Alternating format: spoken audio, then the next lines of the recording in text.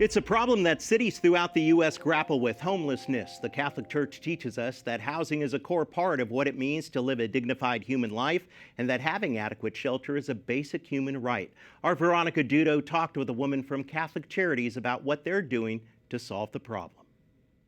Joining me now is Jilma Meneses, President and CEO of Catholic Community Services of Western Washington in Seattle. Thank you so much for coming on. Thank you for having me, Veronica. The number of people living without stable housing continues to rise across the country, including in Seattle and the surrounding area. You see this every day. What's driving the crisis? Well, many factors are driving the crises. As you know, we have a severe housing shortage in many parts of the country, including in Seattle.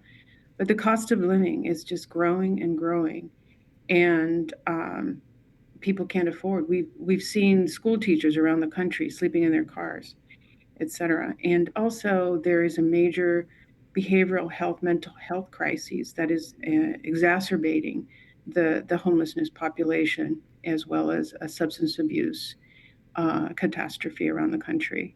In your career, do you think things seem worse now than before? I do. In the state of Washington alone, we have over 150,000 people who are homeless. Catholic Community Services offers everything from emergency shelter and affordable housing to behavioral health and family support. When you're looking at some of those needs, have there been any ones that are very urgent? They're all urgent. They have to be integrated. You can't address homelessness unless you also address the whole person. That includes behavioral health treatment, mental health, that is, and substance abuse. Many people who become homeless didn't necessarily have previously potentially substance abuse disorder, but as they become homeless, the trauma triggers them to engage in various addictions.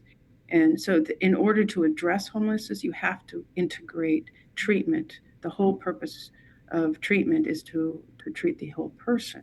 Our viewers are very familiar with how the church teaches that every person has inherent dignity regardless of their circumstances. How does that belief shape the way you care for people experiencing homelessness?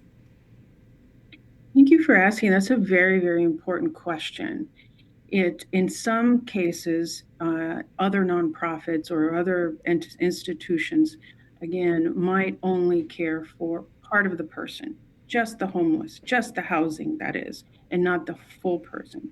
I believe that we have to have housing and treatment that allows us to show that we love that individual, to show that we respect them.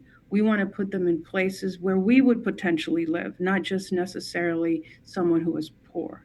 If I can't place a person on the street into housing, the type of housing where I could stay at, even if temporarily, then they shouldn't be there either. It has to be dignified. It has to be respectful. It has to be clean. It has to be warm. And we have to offer food as well as care, health care, and again, mental health care, as well as compassionate care. That is a simple but truthful sentiment. Jilma Meneses, thank you so much. You're welcome.